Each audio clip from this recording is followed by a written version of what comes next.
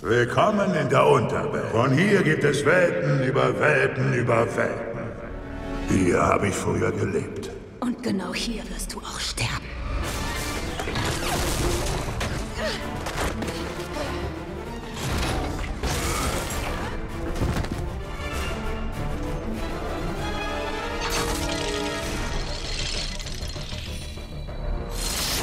Tanz, kleiner Floh!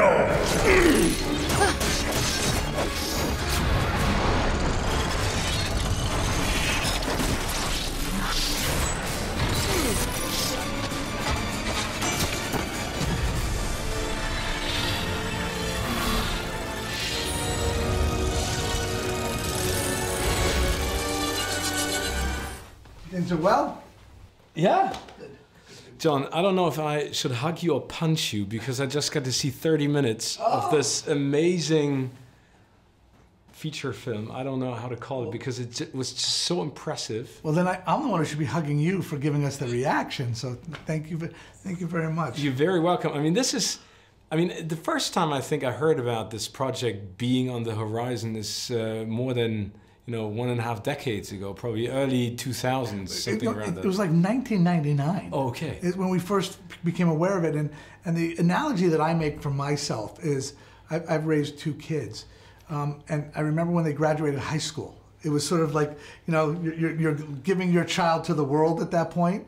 It's been the same amount of time with our child Alita that we now finally get to share her with the world. How come, you and James Cameron are an amazing force when it comes to creating movies that mesmerize.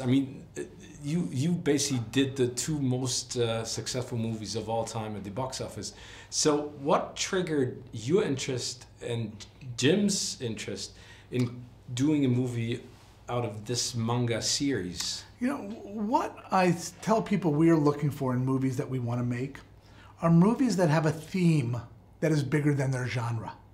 Because to me, you leave the plot at a theater and you walk away with the themes of a movie. And when we read Alita, and it was shared with us from Guillermo del Toro, he's the one who introduced us to the property. And we read it, and this idea of a young girl who thinks of herself as insignificant, but coming to learn that inside of her, she has the ability to make a difference to people around her and the world around her. That again is a theme that is universal, whether you're a girl or a boy, even adults can relate to that. And then Kishiro, in the world that he created this extraordinary backdrop. So the idea of being able to tell ordinary stories of relatable characters, but set against extraordinary backdrops, that's what Alita is. The interesting bit about it is, as you've been saying, the theme is very important, and if you look at the main character, and especially at the setting, the timing couldn't have been more perfect than to release it now, basically next year. No, again, and I'm going to credit Jim with this. Jim has this uncanny ability to find these themes. When he wrote Avatar in 1995, those themes were so relevant in 2009 when the movie came out. When he found this in 1999, 2000, and now we're coming out with this story about, a woman and taking control of their own destiny and empowering females. And the reason Jim's able to do that is because those are themes that were always important to him. It's not something new. The rest of the world just wasn't there sort of identifying that yet. How would you describe his decision, especially his emotions, when it came to sort of handing over the torch to Robert instead of doing it himself? So, Jim saw this as a movie he wanted to direct. Once this other little movie called Avatar got in the way of that, and we realized we'd be doing Avatar sequels, we needed to find another director to come on board, and we talked to several directors. And I think what we realized is we did not want to find a filmmaker to turn the project over to. We wanted to find a filmmaker that we could parent the child with together. And that's what we found in Robert. So Jim and I were just talking the other day that from an outside of our company, this has been the best collaboration that we've had. And that's really what we wanted out of this. We wanted to collaborate someone on bringing Alita to life. I went down to Robert's Troublemaker Studios in Austin on my first trip there, and they had a sign up that said Light Storm South. So they're making me feel comfortable. Then when Robert came to Los Angeles, we did Troublemaker West on one of our signs. And Robert embraced our ability to say, hey, we have some slow time on Avatar. I know you have a team of artists you work with. What if we put 8 of our Avatar artists on designing the world with, working? Absolutely, let's do it. And Robert was open to all of those things, and it's been this great relationship. And I think that gave Jim a lot of comfort. Not only finding the right person to work with, but also the technology to basically bringing the whole story to life and the theme of it. What was it like back then when you found the story and both of you started talking about it for the first time, and then finally getting to know that the technique has sort of, come ahead that far that you could do it? It's interesting. We always try to look over the horizon of what's possible technology. We believe that stories should be the impetus to drive technology forward and not finding a story that could take advantage of a technology. Jim, of course, wrote Avatar, 1995. We found this in 1999. In about 2000, 2001, we had another project called Brother Termite, which was a book that we were developing. And in it was an alien character. And we said, we want to do facial performance capture.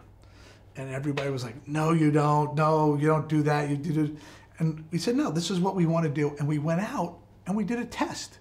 And we did a scene for this movie where we put head cameras around this actor who was walking through and doing all these things. And we had people come and go, wow, that could really work. Well, that was the foundation for us to know that someday Avatar and Alita would be possible. When we were deciding between doing Avatar and Alita, one of the reasons that Jim chose to do Avatar first is because he thought what we would learn from a facial performance standpoint would influence Alita more than the other way around at that time. What has now happened is we've pushed Alita so far that her impact on the now Avatar sequels is going to be even greater than it was the other way around. Okay, so it's a constant push, basically, to new levels and to tell the story, to sit there and go. And what's important in a movie, I think people forget that the most important shot in a movie is the close-up. And we look at performance capture technology as a way to allow actors to play characters that they could not otherwise play. We don't ask them to go into 2-3 hours of makeup to do certain things you can't do. You can't make somebody's eyes bigger. You can't make their mouth smaller. Prosthetics is additive. We can do anything with computer-generated technology. If we want a human character, we're gonna film them. We're not gonna do this. But Alita is a cyborg.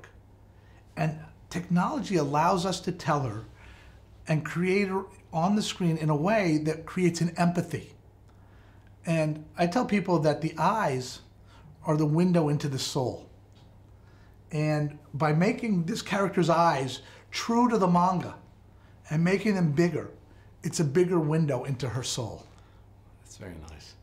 Jon, on one hand, you are the producer. You have to look at what's happening. You have to tame the beasts, Robert and Jim, and bringing everyone together.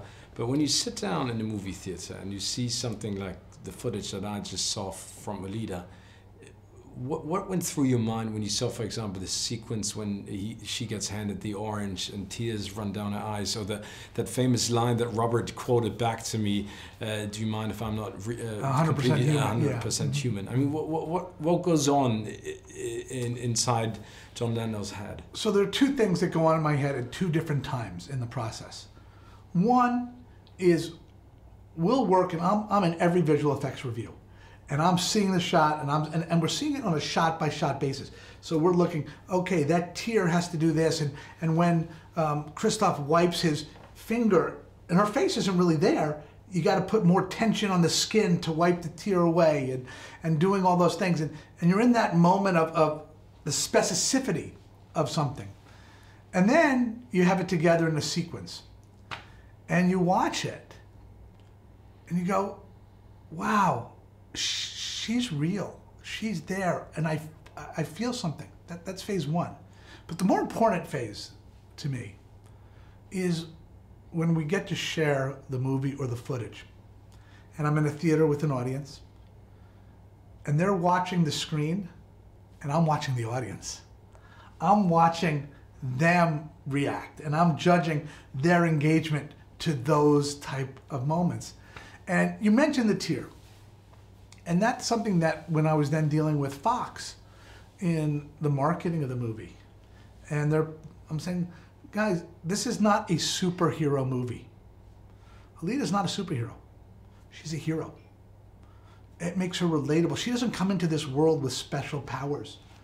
And I said to them, there's one characteristic that I know, as far as I know, humans are the only ones to do it, which is cry. We can hear a wolf holler and bellow, but we won't see a wolf cry, but we'll see a human cry. And I said, we got to make sure we put in our marketing and the things we're doing, the moments where Alita cries, because that's what makes her human. That's what makes her relatable to an audience. Making a theme relatable to the audience doesn't only, it's not only important to have great effects and basically create that emotion within a cyborg character, but also cast the rest of the crew. I mean, you did it amazingly with Titanic and Avatar. Mm-hmm. I mean, the special effects are amazing, but it's the characters. So how did you go about finding them? What was important? Movies, again, are not about the special effects. They're about the characters that you put up on the screen. And you're able to attract the caliber of cast we have in Alita. Christoph Waltz, Mahershala, Jennifer Connelly, Jackie Earle Haley, because of the strength of the script. Because when they read the script, they go, this is about something. This movie, it's not just a wild ride on a motorball track, a fight in a dark alley. This is actually about something. And Christoph is a great example of that. Christoph, who normally plays characters that come with a character flaw that he can latch onto as an actor. In Ito, there's a simplicity of character where it's that paternal figure. But Christoph is a father. He has a young daughter. And I think he saw that as a relatable thing, not just to him, but to anybody who's ever had a child, to jump in and play these parts. And Rosa Salazar, we could have cast anybody in this part. Any ethnicity, any size, any stature. We need to find an actress who would embody the character and the nuances of the character. You saw footage where she comes into the world as this young, naive girl with 100% innocence. But she then changes, actually physically, into a different body and looks at the world differently and knows that she's got to go out there and has an edge about her. We needed an actress who could play those different levels. And Rosa does that. I think there's one amazing scene in the footage that we saw, the monster ball scene when she gets motorball, when she basically gets knocked over. Yeah. And you can see it in her eyes, and the way that she looks at the opponent. I think it's just mesmerizing. It's just really mind blowing what she created. But well, I'll tell you, my thrill, the other thrill that I have, is the first time I got to show Rosa these scenes. And she turned to me and she like laughed, and I was like, is that a good laugh? She goes, that's me up there on the screen. You promised me I would see myself, and I do. Let me hug you. Okay, so she realized that it's completely just her. It's her performance, and she makes the creative choices. We go through a post-production visual effects process, but unlike an animated movie, where animators make the choices for the performance as an actor drives the voice, every nuance of that performance, every twitch in the eye, smile in the mouth, tear that comes out, that's Rosa doing it. And when she sees these scenes, that's what she sees. But for her, it's a little bit like of an out-of-body experience because it's not her, but it's her. I know, so it's an exaggeration, basically, a little bit, in a sense, with that. It is, but I think, you know, I can only imagine, you know, Eric Stoltz, when he did The Mask. You know, he knows the performance he's doing, but when he's in all that makeup and he sees it, it's that same type of thing. One last question, Jon, before we have to cut this interview.